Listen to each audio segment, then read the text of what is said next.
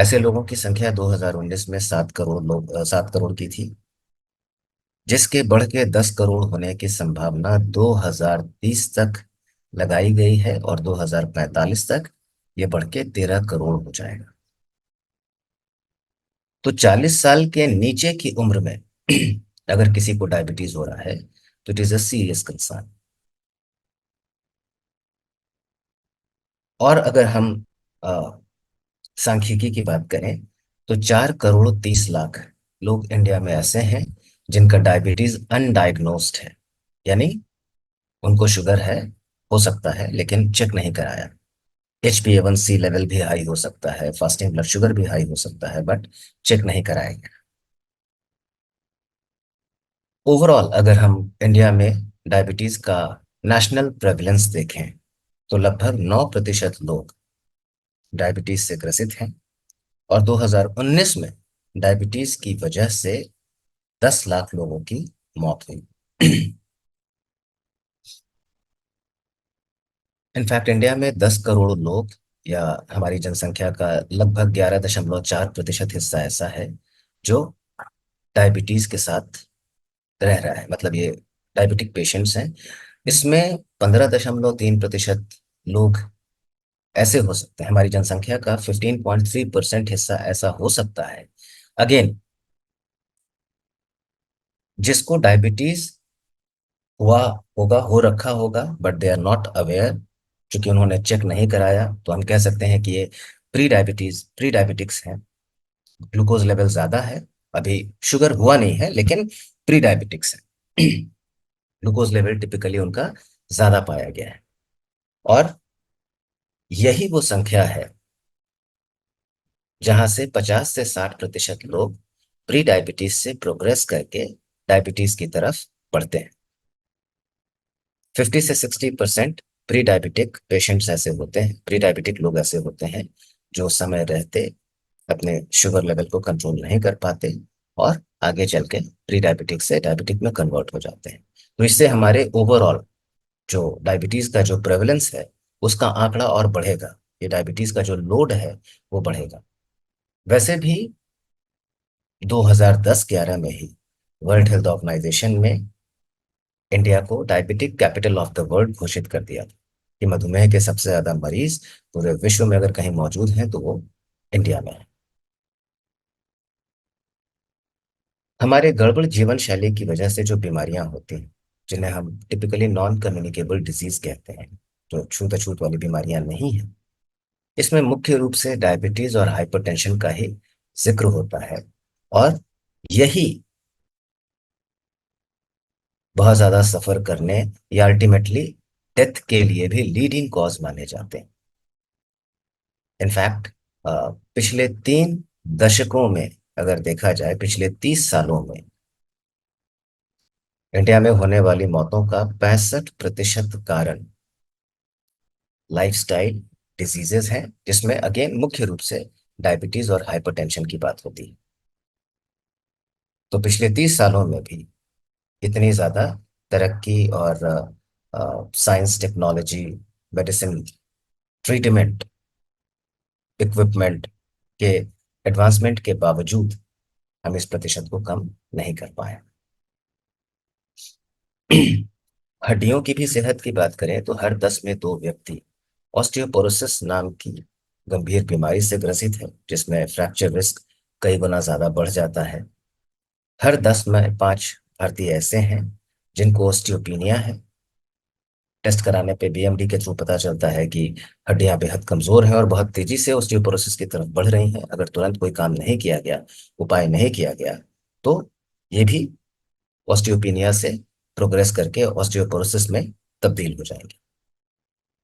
हर 10 में 2 भारतीय ऐसे हैं जिनकी रोग प्रतिरोधक क्षमता भी अ, सक्षम नहीं है, कमजोर है। 20% लोग कमजोर इम्यूनिटी से ग्रसित हैं। तो इतने सारे आंकड़े, मतलब किसी भी तरह से हम, किसी भी नजरिए से देख लें, हम लाइफस्टाइल डिजीजेस की बात करें, आंकड़ों की बात करें, या फिर जो एसेंशियल न्यूट्रिएंट्स हैं उनकी कमियों की बात करें, मोटापे या बढ़ते हुए वजन या कमजोर हड्डी या कमजोर रोग प्रतिरोधक क्षमता, कहीं से भी बात करें, हर जगह हमारे यहाँ स्थिति गड़बड़ है। तो जब हम सेहतमंद रहने की बात करते हैं तो हमने हमेशा मेंटेन किया है कि ओवरऑल हेल्थ और वेलबींग को अचीव करने के लिए बहुत सारी चीजों का कॉम्बिनेशन यूज करना पड़ता है। मतलब आपको बहुत सारी चीजों को सुनिश्चित करना पड़ेगा। आप एक्सरसाइज भी कर रहे हैं, आपका डाइट भी अच्छा है, आपकी नींद भी पूरी हो रही है, आपकी लाइफस्टाइल औरों से बेहतर है, आप एक अनुशासित जीवन शैली का यापन कर रहे हैं, तो बहुत सारी चीजें इसमें इन्वॉल्व होती हैं। लेकिन इसमें जो सबसे फर्स्ट और फॉरमोस्ट और सबसे जो बेसिक चीज है वो है मॉर्निंग न्यूट्रिशन। हमारे सुबह का पोषण, पहले मील के माध्यम से सुबह के पोषण को सुनिश्चित करना। क्योंकि अगर दिन की शुरुआत हम अच्छे से करेंगे तो एक अच्छी शुरुआत अच्छी समाप्ति की तरफ इशारा देती है। और जनरली ये कयास लगाया जाता है and it makes sense as well कि अगर आपका स्टार्ट अच्छा है तो एंड गड़बड़ नहीं होगा। अगर अच्छा नहीं भी हुआ तो एटलीस्ट गड़बड़ नहीं। तो सुबह से ही अगर आप मॉर्निंग न्यूट्रिशन पे ध्यान देते हैं, सुबह के पौष्टिक तत्वों को सुबह के नाश्ते में अगर आप शुमार करने का प्रयास करते हैं, अच्छी शुरुआत करते हैं, तो ऐसा माना जाता है कि आगे चल के भी आप हेल्दी ही खाइएगा। जनरली ऐसा नहीं होता कि आपने मॉर्निंग में स्टार्ट बहुत अच्छे से लिया, बहुत हेल्दी न्यूट्रिशियस बैलेंस्ड खाया और आगे चल के आप उसको खराब कर दें। तो अगर हम मॉर्निंग न्यूट्रिशन को भी अच्छे से समझ के, इसके महत्व को समझ के इसको सुनिश्चित कर लेते हैं तो अच्छी सेहत की तरफ एक बहुत बड़ा सफल कदम समझा जा सकता है। तो मॉर्निंग न्यूट्रिशन नाम से ही स्पष्ट है, सुबह का पोषण जो आपको सुबह के पहले भोजन के माध्यम से सुनिश्चित करना चाहिए, और वो टिपिकली हमारा ब्रेकफास्ट होता है। लेकिन अगर हम न्यूट्रिशियस ब्रेकफास्ट के कंजम्पशन और पैटर्न और हैबिट्स की बात करें तो पूरे विश्व में 15 से 30% लोग ऐसे हैं जो सुबह का पौष्टिक नाश्ता स्किप करते हैं, नहीं कर पाते हैं। अब उसके पीछे कारण जो भी हो, बहुत बड़ा परिवार है, कोई व्यक्ति अकेला रह रहा है, बहुत व्यस्त जीवन शैली है कि सुबह नाश्ता बनाने का टाइम नहीं है, सुस्ती है, आलस है, कुछ लोगों को गलतफहमी है कि भाई सुबह का नाश्ता नहीं करेंगे तो मेरा बढ़ा हुआ वजन कम हो जाएगा। तो कारण चाहे जितने भी हों, बट नंबर्स यही सुझाते हैं कि पूरे विश्व में लगभग 15 से 30% लोग सुबह का पौष्टिक नाश्ता नहीं करते। इंडिया में नाश्ते को लेके लोगों के बीच कैसी जागरूकता है और लोगों की हैबिट्स कैसी हैं, इसको मुख्य रूप से जानने के लिए हमने भारत के 4 मेट्रो शहरों में 3600 लोगों पे एक सर्वे किया। 3600 लोगों को सैंपल बनाते हुए उन पे हमने सर्वे किया और हमें पता चला कि हर 4 में एक इंसान यानी 25% जनता सुबह का नाश्ता करती ही नहीं। मेट्रो शहरों में रहने वाले 60 से 80% लोग ऐसे थे जो अगर नाश्ता करते भी थे तो उनका नाश्ता अपर्याप्त होता, पौष्टिक तत्वों की बहुत ज्यादा कमी होती थी, मतलब कुछ भी खा लिया टाइप्स, वो वाली बात थी। और इन्हीं 3600 लोगों के सर्वे के बाद ये निष्कर्ष भी निकला कि महिलाओं के नाश्ते की जो आदतें हैं वो पुरुषों की तुलना में और ज्यादा खराब हैं, बदतर हैं, और इसीलिए उनका नाश्ता और ज्यादा अपर्याप्त है एज कंपेयर टू मेल्स। एक सर्वे के मुताबिक ये भी पता चला कि पूरे विश्व में जो लोग सुबह का नाश्ता स्किप करते हैं या जिनका नाश्ता गड़बड़ है, अपर्याप्त है, तो उससे रिजल्टेंट क्या निकला, उससे ये पता चला कि 74% ऐसे लोग जो ब्रेकफास्ट स्किप करते थे वो अपने दैनिक विटामिन्स और मिनरल्स की न्यूनतम मात्रा का 2/3 हिस्सा भी मीट नहीं कर पाते थे। मतलब मिनिमम जो आपको अलग अलग विटामिन्स और मिनरल्स की जो क्वांटिटी कंज्यूम करनी चाहिए अपने भोजन के माध्यम से, आप उसका 75% भी हासिल नहीं कर पाते थे, और ऐसे लोगों की संख्या 74% तक थी। तो यहाँ पे आंकड़ों की पुनरावृत्ति है, लेकिन जो सबसे काम की लाइन है सबसे ऊपर, कि अगर हम प्रैक्टिकली देखें तो सिर्फ 13% भारतीय आज की तारीख में ऐसे हैं जो हेल्दी न्यूट्रिशियस ब्रेकफास्ट करते हैं। और टिपिकली फिर से 80% भारतीयों के शरीर में प्रोटीन, वाइटमिन्स, मिनरल्स और फाइटोन्यूट्रिएंट्स की कमी देखी जा सकती है। तो जो हमारे भोजन से इस तरह की कमियां उत्पन्न होती हैं, जो हमारी गड़बड़ जीवन शैली है, ये दोनों चीजें मिलके अल्टीमेटली बहुत सारे लाइफस्टाइल डिजीजेस की तरफ हमें धकेलती हैं, जैसे डायबिटीज, हाइपरटेंशन, कार्डियोवास्कुलर इश्यूज। और इनकी वजह से हमारा एक स्वाभाविक हेल्थ स्पैन जो है वो प्रभावित होता है, घट जाता है। हेल्दी रहने पे हम जितने साल जीवित रह पाते, उन सालों की संख्या में कमी आ जाती है। और कारण क्या है कि हम अपने इन्हीं आदतों की वजह से कुछ ऐसी बीमारियों को बुला लेते हैं, पाल लेते हैं, पनपने का मौका देते हैं, जो हमारे हेल्थ स्पैन को कम करने में मदद करती है।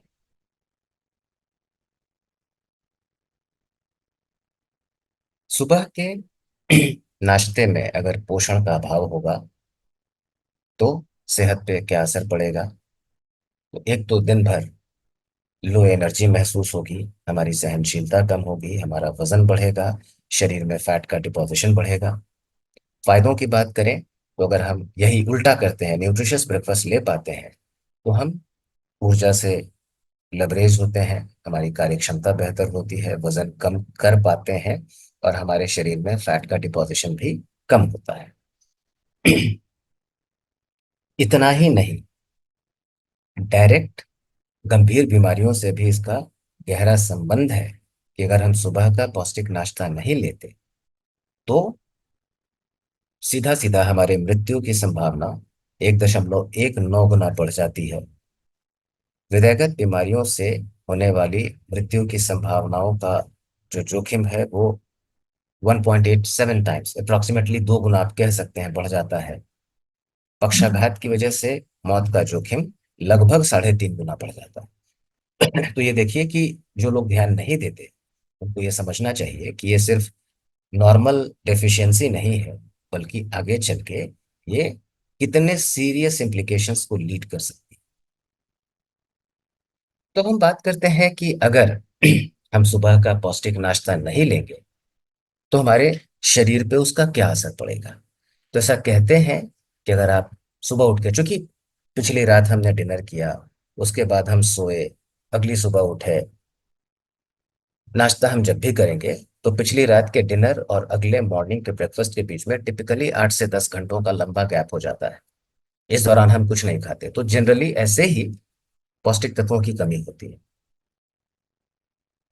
तो अगर हम सुबह में, जब हमारे शरीर को सबसे ज्यादा पौष्टिक तत्वों की अहम आवश्यकता है, अगर उसी वक्त हम अपने शरीर की इस डिमांड को पूरा नहीं करेंगे, तो कहते हैं कि हमारा शरीर प्रोटेस्ट कर देता है, विद्रोह कर देता है कि हमको इंपॉर्टेंटली ये चीजें चाहिए लेकिन आप प्रोवाइड नहीं कर रहे हैं। और इसकी वजह से जो पहला हेल्थ इंप्लीकेशन होता है कि हमारा वजन बढ़ने लगता है। ऑन द कॉन्ट्ररी, बहुत लोग जो सोचते हैं कि भाई नाश्ता स्किप कर दीजिए तो वजन कम हो जाएगा, परिणाम ठीक इसका उल्टा होता है, हमारा वजन बढ़ने लगता है। आप जितना ही ज्यादा पौष्टिक नाश्ते से दूरी बनाएंगे, आपके शरीर में फैट का डिपॉजिशन उतना ही ज्यादा होगा। क्यों? क्योंकि सुबह अगर आपने ढंग का नाश्ता नहीं लिया, ब्रेकफास्ट को स्किप कर गए, और उसी दौरान आपके शरीर को पौष्टिक तत्वों की सबसे ज्यादा आवश्यकता थी, तो ब्रेन को मैसेज ये मिलता है कि भाई इस वक्त जरूरत थी, जरूरत पूरी नहीं हुई, अब पता नहीं अब आगे भी ये जरूरत पूरी होगी कि नहीं। तो ब्रेन खुद हमें ये कमांड देता है, हमें निर्देश देता है कि आपका अगला जो सब्सिक्वेंट मील होगा उसमें आप हाई फैट और हाई शुगर फूड का चयन कीजिए। यानी आप फैट ज्यादा खाइए, शुगर ज्यादा खाइए। क्यों? क्योंकि ब्रेन को नहीं पता कि आप आगे भी ये देने वाले हैं। तो ब्रेन पहले से ही इन चीजों को, इनकी बंदोबस्ती में लग जाता है कि अगला जो भी आप मील लेंगे उसमें आप हाई फैट खाइए, ताकि फैट को हम रख लें, फिर कमी होगी तो इसी फैट से एनर्जी देंगे। आप मीठा ज्यादा खाएं, कि एक्स्ट्रा ग्लूकोज जाए, अगली बार नहीं मिलेगा तो यहीं से आपको एनर्जी मिलेगी। तो ये कॉम्पनसेशन का एक तरीका है, क्षतिपूर्ति के लिए ब्रेन हमें स्वयं ये निर्देश देता है कि आप high fat high sugar food को क्षतिपूर्ति के एवज में आप कंज्यूम करें। अगर हम सुबह का पौष्टिक नाश्ता नहीं लेंगे या ढंग से हम नाश्ता नहीं करेंगे, सरल शब्दों में हम ये कहें, तो फिर हमारा शरीर प्रोटेस्ट कर देता है, जिसकी वजह से हमारे शरीर के अंदर सूजन की समस्या बढ़ जाती है। इसका पता भी करने के लिए 2014 में एक क्लिनिकल स्टडी हुई थी 70,000 वयस्कों के ऊपर, और उन 70,000 वयस्कों का ब्रेकफास्ट कंजम्पशन असेस किया गया था कि ये 70,000 लोग किस तरह का नाश्ता करते हैं, करते भी हैं या नहीं, और करते हैं तो क्या करते हैं। और इसमें हम ये जान पाए कि इनमें से वैसे लोग जिनका नाश्ता पौष्टिक नहीं था या जो गड़बड़ नाश्ता करते थे, उनका ब्लड टेस्ट करवाने पे सीबीसी कंप्लीट ब्लड टेस्ट के माध्यम से पता चल पाया कि उनका सीआरपी, सी रिएक्टिव प्रोटीन नाम का जो एक कंपोनेंट होता है, वो हाई पाया गया। और सीआरपी जो है, ये आपको शरीर के अंदर कहीं भी अगर सूजन होगी उसका पता लगाता है। इन्फ्लामेशन मार्कर कहते हैं इसको, कि शरीर में सूजन होगी तो उसको मार्क करेगा, इस टेस्ट से पता चलता है। तो इसका लेवल हाई पाया गया। सुबह के ढंग के नाश्ते के अभाव में हमारा शरीर विद्रोह कर देता है, जिसकी वजह से हमारा ब्लड शुगर लेवल भी गड़बड़ा जाता है और आगे चल के फैटी लिवर की समस्या होने लगती है। आमतौर पे लोग फैटी लिवर को अल्कोहल से रिलेट करते हैं, कि कोई व्यक्ति अगर अल्कोहल कंज्यूम करता है, लगातार करता है या बहुत ज्यादा करता है, तो उसको फैटी लिवर होता है। जो लोग कंप्लीट टी टॉटलर हैं, जो शराब को हाथ भी नहीं लगाते, छूते भी नहीं, उनके साथ भी ये समस्या हो सकती है फैटी लिवर की, अगर सुबह का नाश्ता ढंग का नहीं हुआ या गड़बड़ हुआ तो ये अलग अलग इम्प्लीकेशंस हैं, और ये सीरियस इम्प्लीकेशंस है। इसमें भी, इसमें किसी भी चीज को आप हल्के में नहीं ले सकते, नजरअंदाज नहीं कर सकते। इसीलिए हम कहते हैं कि सुबह का पौष्टिक नाश्ता न सिर्फ आपके कई घंटों के अंतराल को तोड़ता है, आपके उपवास को तोड़ता है, बल्कि चूंकि ये आपके दिन का पहला मील होता है, इसीलिए इसको most important meal of the day कहते हैं। और आपके सुबह उठने के 2-3 घंटे के अंदर इसको कर लेना चाहिए।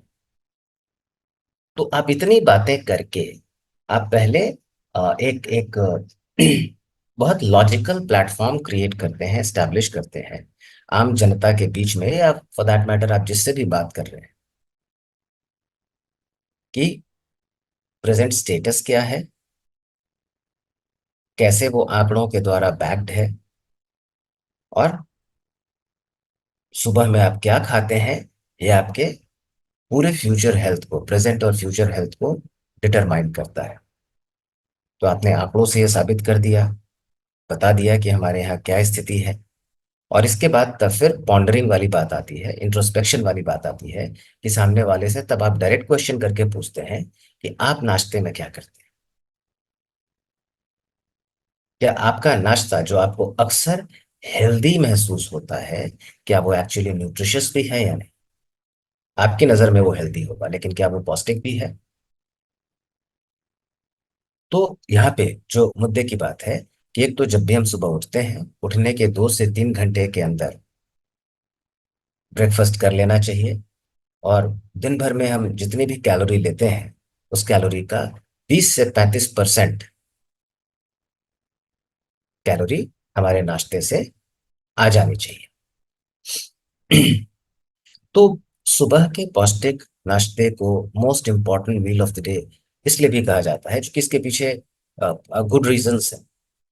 ये हमने शुरू में ही बात की थी, कि अगर आप सुबह हेल्दी खाते हैं, तो ये आपको प्रोत्साहित करता है कि आप आगे भी हेल्दी खाएं। जैसा मैंने बताया कि जनरली ऐसी टेंडेंसी नहीं होती कि दिन में आपने बहुत हेल्दी ब्रेकफास्ट लिया और आगे चल के आप थ्रू आउट जंक खाते रहे। It does not happen. क्योंकि सुबह में आप खुलते ही जब आपने खुद को अनुशासित किया, तो ये अनुशासन दिन भर आपके साथ मेंटेन रहता है, आपको back of the mind constantly remind करता रहता है, हिट करता रहता है कि आपको गड़बड़ नहीं खाना है। सुबह के ढंग के नाश्ते से आपके ऊर्जा का स्तर दिन भर बेहतर रहता है, आपकी मानसिक कार्यक्षमता में भी इजाफा होता है। और सबसे इंपॉर्टेंट बात कि सुबह उठने पे पेट जब खाली होता है और जिस वक्त आपके शरीर को आवश्यक पौष्टिक तत्वों की सबसे ज्यादा जरूरत महसूस होती है, तो आप इसी नाश्ते से उन आवश्यक पौष्टिक तत्वों को सप्लाई कर पाते हैं। तो अब यही सवाल आता है कि अच्छा, अगर ये भी समझ लिया तो नाश्ते में हम क्या खाएं, क्या खाना चाहिए। तो पहले, चूंकि आंकड़ों ने भी बताया कि भाई हमारे शरीर में प्रोटीन, फाइबर जैसे मैक्रोन्यूट्रिएंट्स और विटामिन्स, मिनरल्स और फाइटोन्यूट्रिएंट्स जैसे माइक्रोन्यूट्रिएंट्स की कमियां होती हैं। तो जाहिर बात है आपके नाश्ते में ये दोनों चीजें शामिल होनी चाहिए। मैक्रो और माइक्रो दोनों को आप इनकॉर्पोरेट कीजिएगा। तो मैक्रोन्यूट्रिएंट्स का मतलब carbohydrate, good fat, protein, fibre, ये सब कुछ आ गया। और माइक्रो न्यूट्रिएंट का मतलब विटामिन्स, मिनरल्स और फाइटोन्यूट्रिएंट्स। तो मैक्रो को हम लार्जर अमाउंट में कंज्यूम करते हैं, माइक्रो को हम स्मॉलर अमाउंट में लेते हैं, इसीलिए इनको मैक्रो और माइक्रो रेस्पेक्टिवली कहा जाता है। प्लेट फॉर द डे, अगर हम बात करें कि आप दिन भर में जितना भी खाना खाते हैं, 24 घंटे में आप जितना खाना खाते हैं, उस सारे भोजन को वेराइटी वाइज, अलग अलग सोर्सेज वाइज एक बहुत बड़ी थाली में अगर संजोया जाए, परोसा जाए, तो उसका कॉम्पोजिशन कुछ इस तरह का होना चाहिए। कम शब्दों में आसानी से याद रखने वाली जो बात है, जो संदेश है, कि आपके दिन भर के भोजन में आप ये सुनिश्चित करें कि आप पर डे 350 ग्राम अलग अलग किस्म की सब्जियों का, 150 ग्राम अलग अलग किस्म के फलों का सेवन करेंगे। तो फल और सब्जी के माध्यम से ½ किलो क्वांटिटी आपको कंज्यूम करना है 24 घंटे में। और जितनी ज्यादा वैरायटी होगी उतना ही बढ़िया होगा। तो 350 ग्राम सब्जी, 150 ग्राम फल, 240 ग्राम अनाज, 90 ग्राम या तो दाल या नॉनवेज, चिकन, अंडा, फिश, या तो ये आप 90 ग्राम्स खाइए या आप 90 ग्राम दाल खाइए, या दोनों को मिला के भी कर सकते हैं। 30 ग्राम नट्स एंड सीड्स और 27 ग्राम फैट्स एंड ऑयल्स। ये आपका दिन भर का, और प्लस 1 गिलास दूध, रीजनेबली 300 मिलीलीटर दूध का एक एक बड़ा ग्लास, कप में नहीं ग्लास में, 300 ml क्वांटिटी जिसमें आनी चाहिए। ये आपके दिन भर के भोजन का प्लेट कुछ ऐसा दिखना चाहिए। तो अगर एक बहुत बड़ी थाली में दिन भर के भोजन को सजाया जाए, तो 50% थाली भरनी चाहिए सिर्फ फल और सब्जियों से, 25% अनाज से, और 25% प्रोटीन, फाइबर और हेल्दी फैट से, और अलग से फिर 1 गिलास दूध। तो आपकी थाली कुछ ऐसी दिखनी चाहिए। तो यहीं पे पहली तो सोचने वाली बात है कि नहीं करते हैं, ये तो तय बात है। क्या ये मुमकिन है करना? हाँ है, संभव है। लेकिन सबसे अहम सवाल है कि क्या 365 दिन कंसिस्टेंटली हम ये कंज्यूम कर पाएंगे?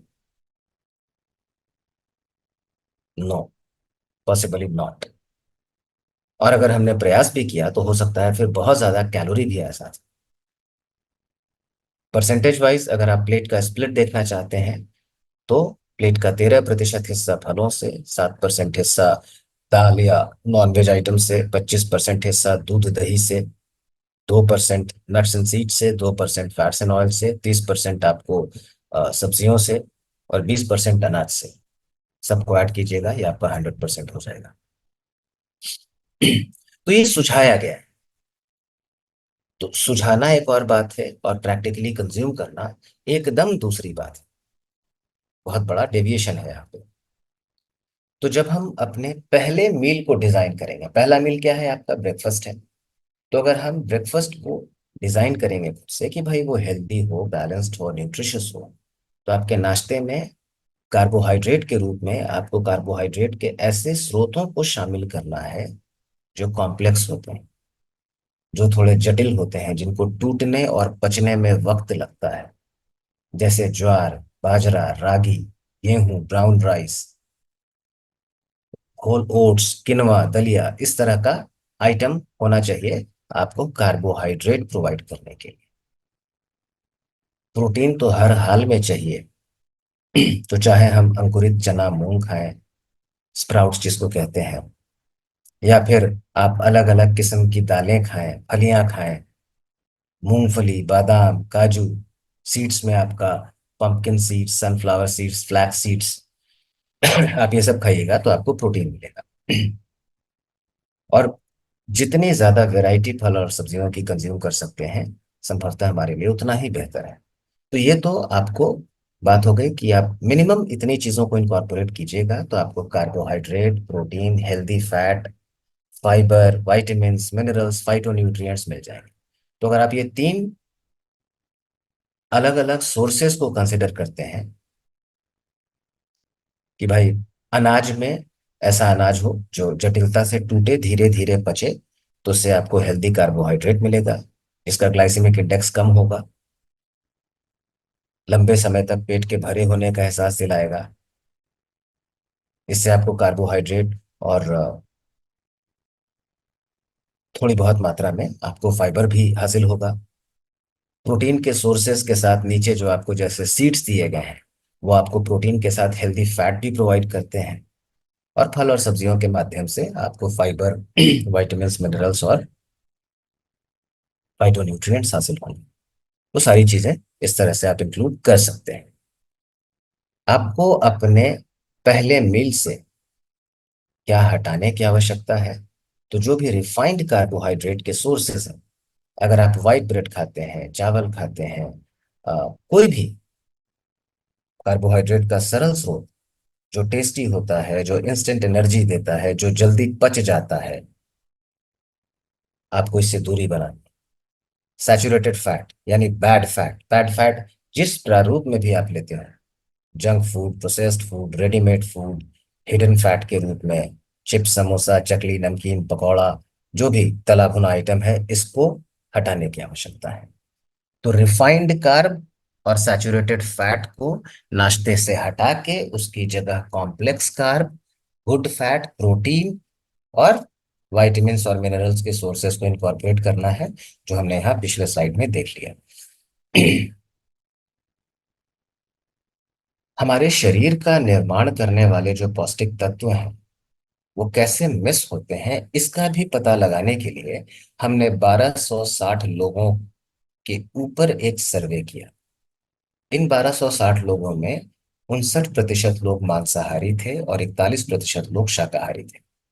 और यहाँ भी सर्वे के बाद हम ये जान पाए कि इनमें 75% लोग ऐसे निकले जिनको अपने प्रोटीन रिक्वायरमेंट के बारे में मालूम ही नहीं था, और 88% लोग ऐसे निकले जो डेली प्रोटीन नीड के हिसाब से प्रोटीन का कंजम्पशन नहीं कर पा रहे थे, जितना चाहिए उतना प्रोटीन कंज्यूम नहीं कर रहे थे। और सबसे चौंकाने वाली बात यह नजर आई कि 73% शहरी इलाकों में रहने वाले पढ़े लिखे, स्मार्ट, संपन्न लोगों में भी प्रोटीन की कमी पाई गई। मतलब ना पैसे की कमी थी, ना अवेयरनेस का इशू हो सकता था, बट इसके बावजूद 100 में 73 लोग ऐसे निकले जिनके शरीर में प्रोटीन की कमी थी। सबसे ज्यादा कमी, 75% कमी, वैसे पुरुषों में पाई गई जो फैमिली के साथ रहते थे।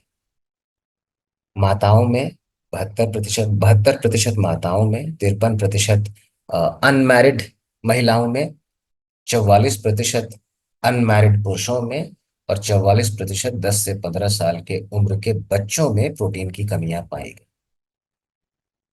इंडियन मैप में जो ऑरेंज कलर से कलर्ड स्टेट्स दिखाई दे रहे हैं, मेजर कैपिटल टाउन्स में भी रहने वाले लोगों में प्रोटीन की ये कमी दिखाई दी। छह छह शहरों का हमने सर्वे किया, लखनऊ, कोलकाता, अहमदाबाद, मुंबई, चेन्नई, विजयवाड़ा। तो यहाँ पे हमें ये पता चला कि इन अलग अलग शहरों में, मोस्टली जो कैपिटल टाउन्स हैं, वहाँ पे प्रोटीन की डिफिशियंसी का परसेंटेज कितना है वो देखने को मिला। जैसे लखनऊ में 90% लोग, आप सोच लीजिए। अहमदाबाद में 84% लोग, चेन्नई में 84% लोग, इतने लोगों के, शहरी इलाकों में रहने वाले लोगों के शरीर में प्रोटीन की कमी थी। 53% लोग ही ऐसे थे जो ये जानते थे, जिन्होंने प्रोटीन को सबसे आवश्यक पौष्टिक तत्व के रूप में रेट किया, इसके फायदों से वाकिफ थे। और सिर्फ 1/3 लोग ऐसे थे जो ये मानते थे कि प्रोटीन की कमी से थकान और कमजोरी हो सकती। 73% लोगों के भोजन में प्रोटीन की कमी थी। 93% लोगों को अपने डेली आइडियल प्रोटीन रिक्वायरमेंट के बारे में मालूम ही नहीं था। 84% शाकाहारी लोगों के भोजन में भी शाकाहारी होने की वजह से प्रोटीन की कमी थी। इवन 65% नॉन वेजिटेरियंस में भी प्रोटीन की कमी पाई गई। और 97% महिलाओं को पता ही नहीं था कि उनको प्रोटीन की आवश्यकता क्यों है। यहीं पे प्रोटीन के सोर्सेस को लेके कुछ मिथ्स भी बस्ट हुए। किस लेवल की गलतफहमी थी, ये भी हम जान पाए। 70% गर्भवती महिलाओं को और दूध पिलाने वाली महिलाओं को ये लगता था कि फल और सब्जियों से प्रोटीन आसानी से हासिल हो जाता है, फल सब्जी खाएंगे प्रोटीन मिल जाएगा। 73% भारतीय शहरी नागरिकों को ये लगता था कि हरी पत्तेदार सब्जियां प्रोटीन का अच्छा स्रोत मानी जाती। और 20% लोग जिन पे हमने सर्वे किया, उनसे बात करके ये पता चला कि प्रोटीन रिच डाइट को वो अनहेल्दी मानते हैं, कि प्रोटीन जो है वो ज्यादा खाइएगा तो सेहत को नुकसान पहुंचेगा। तो ऐसी भ्रांतियों को भी हम समझ पाए। अब हम जानते हैं कि प्रोटीन का निर्माण अमीनो एसिड से होता है। अब अमीनो एसिड्स की बात आती है तो अमीनो एसिड्स दो तरह के होते हैं, एसेंशियल और नॉन एसेंशियल। नॉन एसेंशियल की बात छोड़ दीजिए, नॉन एसेंशियल को नॉन नॉन एसेंशियल कहते ही इसलिए हैं क्योंकि हमारा बॉडी इनको बना लेता है, आपको कुछ नहीं करना पड़ता। हाँ, जो ये 9 आवश्यक अमीनो एसिड हैं, इनको ग्रहण करना अत्यंत आवश्यक है, क्योंकि हमारा शरीर इनका निर्माण नहीं कर पाता, इनका बहुत अहम रोल होता है। और अगर ये नहीं मिलेंगे तो हमारे शरीर में कई अलग अलग प्रकार के प्रोटीन का निर्माण ही नहीं। तो ये 9 एसेंशियल अमीनो एसिड को कंज्यूम करना सबसे अहम होता है। इतना ही नहीं, ये भी समझना जरूरी है कि हर व्यक्ति की प्रोटीन की दरकार अलग अलग हो सकती है, जो उनके सेक्स के आधार पर निर्धारित होती है। यानी महिलाओं की तुलना में पुरुषों को ज्यादा प्रोटीन चाहिए। एज भी डिटरमाइन करता है। आपको एक अ, बच्चे को अपने ग्रोइंग फेज में एक सामान्य वयस्क की तुलना में ज्यादा प्रोटीन की आवश्यकता होती है। Physical activity is a major determinant, कि अगर आप बहुत एक्टिव हैं, आप एक्सरसाइज करते हैं, जिमिंग करते हैं, वेट लिफ्टिंग करते हैं, तो आपको एक आम इंसान की तुलना में ज्यादा प्रोटीन चाहिए। हेल्थ स्टेटस, आप किसी बीमारी से उबर रहे हैं तो पॉसिबली उस दौरान आपको ज्यादा प्रोटीन की आवश्यकता है।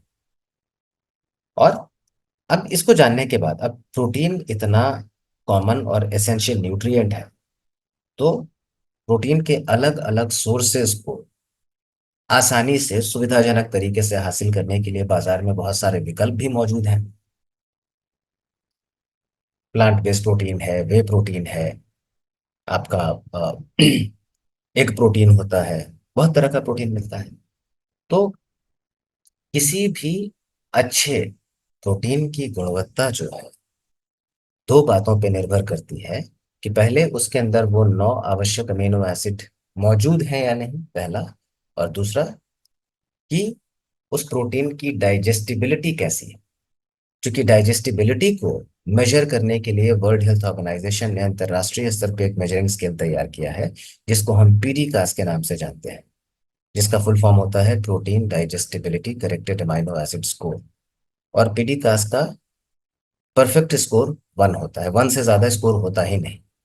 तो आपको ये भी देखना पड़ेगा कि आप बाजार से अगर कोई प्रोटीन पाउडर ले रहे हैं तो पीडीकास पे उसका स्कोर क्या है।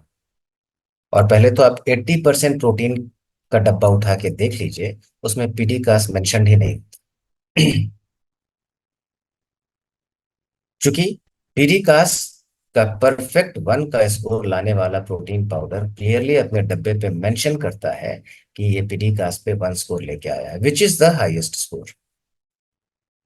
तो वो लिखा होगा तो जाहिर बात है कि वो प्रोटीन हमारे शरीर में ज्यादा बेहतर तरीके से अवशोषित होगा। दूसरा अहम सवाल है कि प्रोटीन की मात्रा तो हम समझ गए, तो प्रोटीन को हम दिन में कब खाएं। एक्चुअली स्पीकिंग, हमारे हर मील में प्रोटीन मौजूद होना चाहिए। ब्रेकफास्ट, लंच एंड डिनर, हर मील में आप अपने प्रोटीन की जरूरत का पता करके उसको 3 भाग में बांट के,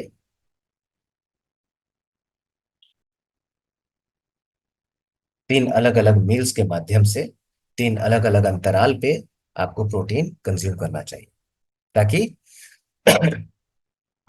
इक्वल डिस्ट्रीब्यूशन हो और प्रोटीन के कंजम्पशन में आपको दिक्कत नहीं हो। लेकिन सुबह के नाश्ते में प्रोटीन सबसे एसेंशियल पार्ट होता है। क्यों? क्योंकि जब हम सुबह सो के उठते हैं तो हमारे प्रोटीन का टैंक खाली होता है। पूरी रात हमारे शरीर में जो भी प्रोटीन मौजूद है वो कोशिकाओं और ऊतकों की मरम्मत करने में खप जाता है। इसीलिए जब हम उठते हैं तो protein is zero, zero protein balance के साथ उठते हैं। सुबह अगर हम नाश्ते में प्रोटीन लेते हैं तो ये हमारे चय उपचय की दर को 15 से 30% तक बेहतर करने में मदद करता है। हमें लगातार ऊर्जा प्रदान करता रहता है, सस्टेन्ड एनर्जी रिलीज हमें मिलती है, तो एनर्जी लेवल में कमी नहीं आती। और प्रोटीन का एक सबसे बड़ा एडवांटेज है, इसका थर्मिक इफेक्ट हायर है। आप प्रोटीन लीजिएगा तो प्रोटीन को पचाने में ज्यादा कैलोरी बर्न होगी, तो आप ऑटोमेटिकली ज्यादा कैलोरी बर्न करते हैं, which is a good thing, ideal thing. इतना ही नहीं, अगर आप सुबह में प्रोटीन लेते हैं तो इसके कुछ और भी खास फायदे हैं। सुबह के नाश्ते में लिया हुआ प्रोटीन ये साबित करता है ह्यूमन ऑब्जर्वेशनल स्टडी के हिसाब से कि आप अपने मसल मास को प्रिजर्व रख पाइएगा, आपका मसल वॉल्यूम हाई होगा, आपका ग्रिप स्ट्रेंथ हाई होगा। और ये हमने वैसे 2 ग्रुप के बीच कंपेयर करके पाया। 2 ग्रुप बनाए गए। एक ग्रुप ऐसा था जिनको कहा गया कि भाई आपको डिनर की तुलना में नाश्ते में ज्यादा प्रोटीन लेना है, और एक ग्रुप ऐसा था जिनको कहा गया था कि आपको नाश्ते की तुलना में डिनर में ज्यादा प्रोटीन लेना है। जिन लोगों ने ब्रेकफास्ट में ज्यादा प्रोटीन लिया, उन लोगों का रिजल्ट पाया गया कि उनका मसल वॉल्यूम हाई है, ग्रिप स्ट्रेंथ हाई है। साथ ही साथ आप अपने चय उपचय को आदर्श तरीके से परफॉर्म होते महसूस कर पाएंगे, यानी आपका मेटाबॉलिक हेल्थ अच्छा रहेगा, आपकी फिटनेस बेहतर होगी, फंक्शनैलिटी बेहतर होगी, ओवरऑल क्वालिटी ऑफ लाइफ सुधरेगी, बेहतर। दूसरा स्पेसिफिक रीजन है कि आपका वजन जो है वो व्यवस्थित रहेगा। क्योंकि प्रोटीन खाने से हमें संतुष्टता का एहसास होता है, प्लस प्रोटीन को पचाने के लिए हम ऑलमोस्ट 2 गुना ज्यादा कैलोरी बर्न करते हैं। तो स्वाभाविक रूप से आप कैलोरी ज्यादा बर्न कर रहे हैं, स्वाभाविक रूप से आप कम खा रहे हैं क्योंकि आपको भूख नहीं लग रही है, तो आप इफेक्टिव वेट मैनेजमेंट को इंश्योर कर पाइएगा। और तीसरा कि आपकी मानसिक सेहत भी बेहतर होगी, क्योंकि दिन भर आप ऊर्जा से परिपूर्ण महसूस करेंगे, आपका ब्लड ग्लूकोज स्थिर रहेगा, आपको बार बार भूख नहीं लगेगी, पेट खाली नहीं होगा, तो आप अच्छे से काम कर पाएंगे, आपका मूड बेहतर होगा, आप दिमाग एकाग्र करके काम कर पाएंगे और आपकी कार्य क्षमता में भी इजाफा होगा। तो यहाँ पे हम बात करते हैं दोस्तों कि क्विकली अब हम ये समझते हैं कि प्रोटीन, फाइबर, ओमेगा 3 और विटामिन्स और मिनरल्स, ये 4 ऐसे पौष्टिक तत्व हैं जिनको फाउंडेशनल न्यूट्रिएंट्स कहा जाता है। कि ये हमारे शरीर की सेहत के बुनियादी पौष्टिक तत्व हैं, हमारी सेहत की नींव को खड़ा करने और मजबूती प्रदान करने में मदद करते हैं, बेसिक फाउंडेशन है। इन्हीं के आधार पे अच्छी सेहत खड़ी होती है। तो तय है कि among all those nutrients, protein, fibre, omega 3 यानी हेल्दी फैट, और माइक्रो न्यूट्रिएंट्स यानी विटामिन्स और मिनरल्स, ये 4 पौष्टिक तत्वों को प्राइमरली तवज्जो देनी पड़ेगी और सुनिश्चित करना पड़ेगा कि हम इनका कंजम्पशन कर रहे हैं, और वो भी सुबह के पहले मील के साथ यानी मॉर्निंग न्यूट्रिशन के साथ। अब शुरू में हमने जिन आंकड़ों को दिखाते हुए चर्चा की शुरुआत की थी, तो आपको पता है कि हमारे यहाँ प्रोटीन डेफिशिएंसी कितनी है, फाइबर डेफिशिएंसी कितनी है, हेल्दी फैट तो हम खाते ही नहीं है, विटामिन्स और मिनरल्स की डेफिशिएंसी कितनी है।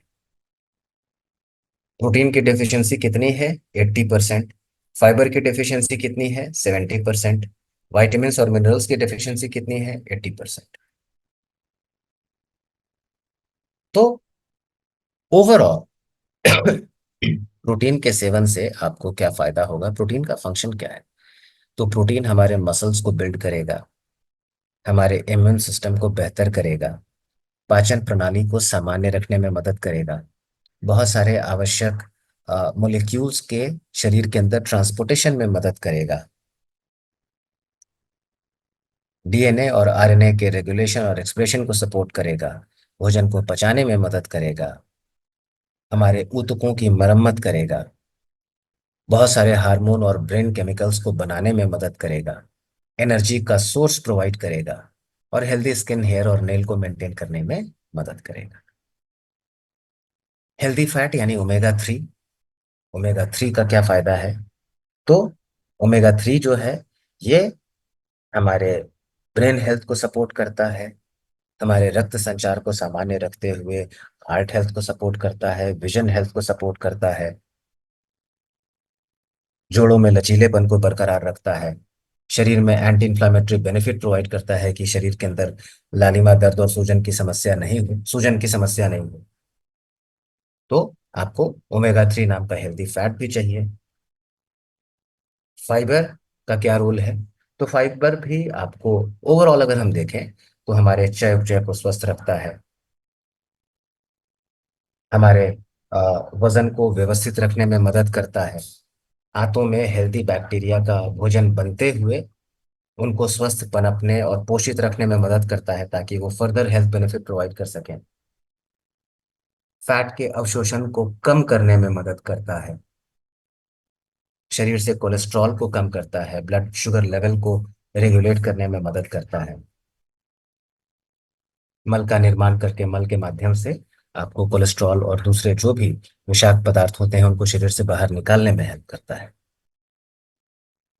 विटामिन्स और मिनरल्स के रोल की बात करें तो पहले विटामिन्स की चर्चा करते हैं कि विजन हेल्थ हो, रोग प्रतिरोधक क्षमता हो, त्वचा की सेहत हो, नसों की सेहत हो, हड्डियों की सेहत हो, इन सबों को बेहतर रखते हुए हमारे चय उपचय की प्रक्रियाओं को सपोर्ट करते हुए एंटीऑक्सीडेंट बेनिफिट प्रोवाइड करता है कि हमारी कोशिकाओं को फ्री रेडिकल डैमेज कम से कम हो। मिनरल्स की बात करें तो डीएनए के संश्लेषण की बात हो, हार्ट बीट के रेगुलेशन की बात हो, हड्डियों के निर्माण की बात हो, ऑक्सीजन के ट्रांसपोर्टेशन की बात हो, बॉडी फ्लूइड्स को रेगुलेट करने की बात हो, इसमें खास तौर पे मिनरल्स अपना रोल अदा करते हैं। तो इन सारे पौष्टिक तत्वों को सुबह के आहार में, मॉर्निंग न्यूट्रिशन के तहत नाश्ते में शुमार करने के पीछे साइंटिफिक रीजन है। क्यों सुबह में आपको ये सारे पौष्टिक तत्व चाहिए? क्योंकि जब हम सो के उठते हैं तो रेस्ट मोड से उठते हैं, हम शारीरिक रूप से सक्रिय नहीं होते उस वक्त। 6-8 घंटों की नींद या जितने घंटे भी हम सोते हैं, आराम करके ही उठते हैं। तो उस वक्त उठते समय हमारा मेटाबॉलिक रेट 15% डाउन होता है, चयापचय की दर 15% नीचे गिरी हुई होती है। रात भर प्रोटीन के द्वारा हमारी कोशिकाओं और ऊतकों की मरम्मत किए जाने की वजह से प्रोटीन का टैंक खाली होता है, नेगेटिव बैलेंस होता है। जब हम सो के उठते हैं तो हमारा ग्लूकोज टॉलरेंस गिरा हुआ होता है, इंसुलिन के प्रति जो संवेदनशीलता होती है वो नीचे चली गई होती है। रात में बहुत सारे हार्मोनल चेंजेस की वजह से हमारे आंतों में बैक्टीरिया में भी परिवर्तन आ जाते हैं। तो इन सारी चीजों को दुरुस्त करने के लिए आपको सुबह का नाश्ता जरूरी होता है, और ये अहम पौष्टिक तत्व हैं जिन्हें हम जिन्हें हमें प्रोवाइड करना चाहिए।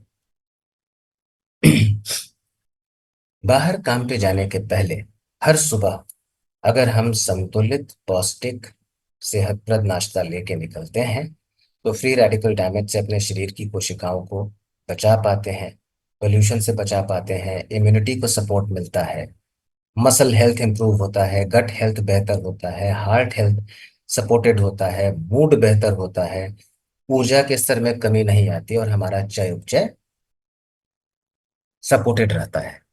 ये इतने सारे फायदे हमें मिलते हैं, क्यों? क्योंकि हमने फाउंडेशनल न्यूट्रिएंट्स को हासिल किया है, यानी अगेन प्रोटीन, ओमेगा 3, फाइबर और माइक्रो न्यूट्रिएंट्स यानी विटामिन और मिनरल्स को हासिल किया है। अब अगर भोजन से आप इन सारी चीजों को साल के 365 दिन ले पाते तो ये चर्चा का विषय नहीं होता। तो एक एक रेडीमेड कन्वीनियंट सोल्यूशन के तौर पे इन सारे आवश्यक पौष्टिक तत्वों को प्रदान करने के उद्देश्य से हमारे पास तीन अलग अलग बास्केट्स हैं, जिनका नाम ही है फाउंडेशनल सॉल्यूशन बास्केट्स, की बस आपको यही चीजें मिलती हैं, इसीलिए बास्केट का भी नाम फाउंडेशनल सॉल्यूशन है।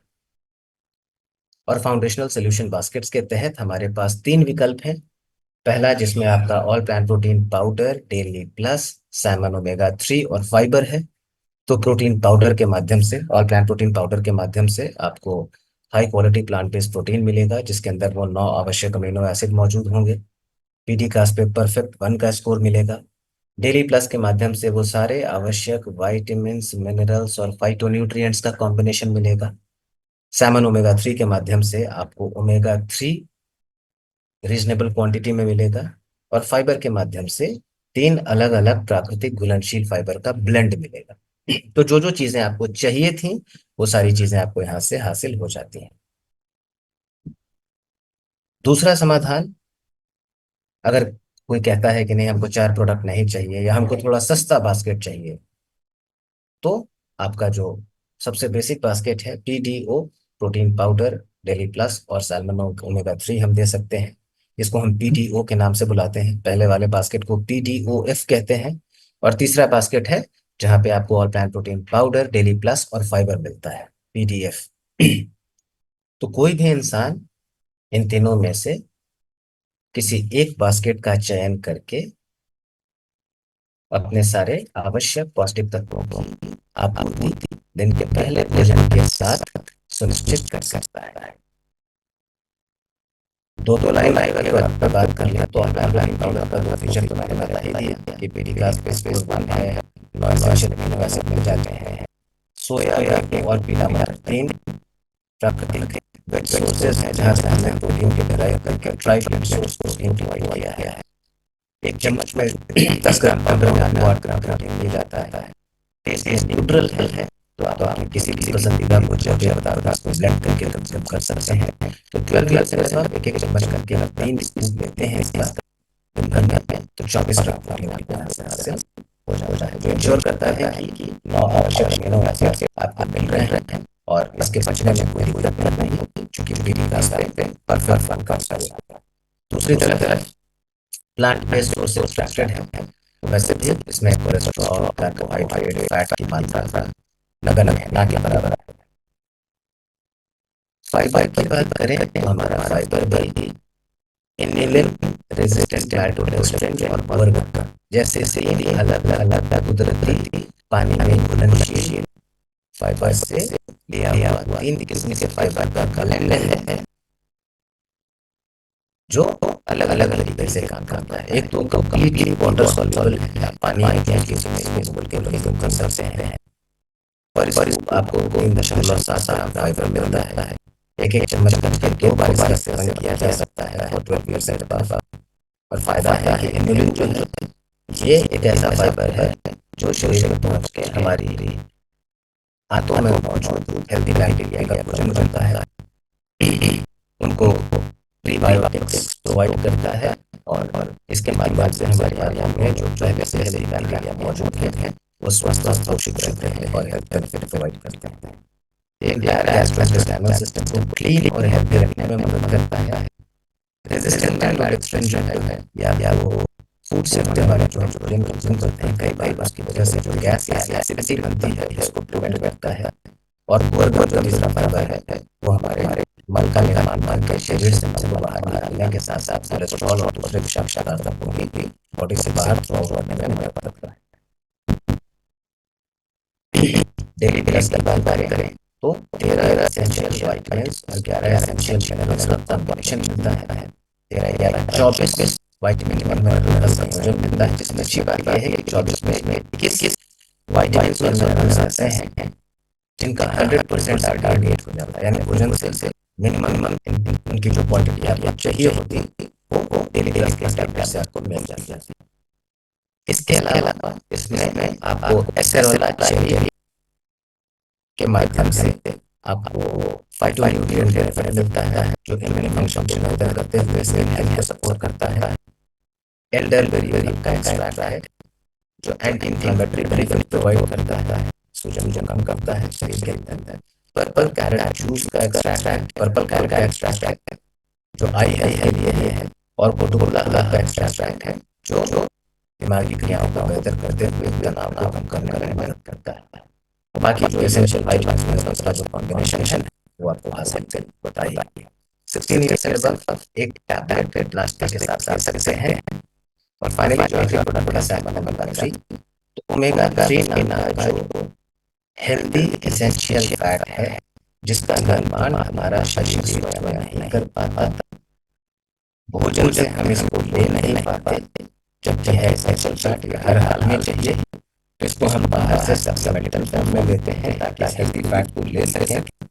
हमारे शरीर में ओमेगा 3 और ओमेगा 6 नाम के दो महत्वपूर्ण फैट का जो बहुत बड़ा असंतुलन बनता है उसको थोड़ा कम कर सकें। टिपिकली क्या होता है हर एक कॉमन मैन के साथ, कॉमन पर्सन के साथ साथ, कि ओमेगा 6 का आवश्यकता से बहुत ज्यादा मात्रा में कंजम्पशन कर लेते हैं और ओमेगा 3 को हम बहुत कम मात्रा में कंज्यूम कर पाते हैं, और इस वजह से दोनों फैट के बीच में एक बहुत बड़ा असंतुलन क्रिएट हो जाता है जो लंबे समय तक बरकरार रहा तो फिर आगे चल के बहुत सारे हेल्थ इश्यूज को जनरेट करता है। तो हर इंसान का ये गोल होना चाहिए कि इन दोनों फैट के इम्बैलेंस को मिनिमाइज करने का प्रयास करें, जिसके लिए ओमेगा 6 की कंजम्पशन को कम करें और ओमेगा 3 की कंजम्पशन को बढ़ाएं। ओमेगा 3 के फायदों की बात करें तो ये हेल्दी एसेंशियल फैट है जो हमारे रक्त संचार को सामान्य रखते हुए हार्ट हेल्थ को सपोर्ट करता है। एंटायर सेंट्रल नर्वस सिस्टम के ग्रोथ और ऑप्टिमल फंक्शनिंग के लिए रिस्पॉन्सिबल होता है, तो ब्रेन हेल्थ को सपोर्ट करता है, कह सकते हैं। नॉर्मल विजन को सपोर्ट करता है जो लचीलेपन को बरकरार रखता है और शरीर में सूजन की समस्या में कमी लाता है, यानी एंटी इंफ्लेमेटरी बेनिफिट प्रोवाइड करता है। और हमारा वाला ये जो ओमेगा 3 पूरी दुनिया में जो सर्वोत्तम सर्वश्रेष्ठ स्रोत है साल्मन फिश, जो कि इंडिया में नहीं पाई जाती, हम वहां से ओमेगा 3 देते हैं। प्रॉब्लली हमारे ये प्रोडक्ट के माध्यम से ओमेगा 3 के सोर्स में आपको वैरायटी भी मिलती है, जहां हम ये बताते हैं कि 60% फिश ऑयल हम लेते हैं सैल्मन से और 40% फिश ऑयल हम लेते हैं एंचोवी, सार्डिन और मैक्रेल नाम की अलग अलग मछलियों से, जो ये ओमेगा 3 के एक्सेलेंट सोर्सेज माने जा रही थी। फिश ऑयल बनाया किस तरीके से गया है, इसका कंजम्पशन बहुत ईजी है। रोज एक सॉफ्टवेयर नाश्ता कर सकते हैं और इसको खाने के बाद मुंह का टेस्ट भी प्रेजेंट नहीं रहता। ओमेगा 3 के जो दो घटक होते हैं EPA और DHA, जो अलग अलग हेल्थ बेनिफिट प्रोवाइड करते हैं, इनकी भी जो आदर्श मात्रा आपको मिलनी चाहिए ओमेगा 3 के किसी भी सोर्स के कंजम्पशन से, वो आदर्श मात्रा आपको हमारे 180 के कंजम्पशन से मिल जाती है। 180 मिलीग्राम EPA और 120 मिलीग्राम DHA ये आइडियल रेशियो है इन दोनों ओमेगा 3 के घटकों का, और यही आइडियल रेशियो आपको हमारे 180 के कंजम्पशन से मिल जाता है। 12 ईयर्स के बाद नाश्ते के साथ मिनिमम 1 सॉफ्ट कंज्यूम कर सकते हैं। आवश्यकता पड़ने पर आप 2 से 3 सॉफ्ट तक भी ले सकते हैं, डिपेंडिंग अपॉन आवर रिक्वायरमेंट।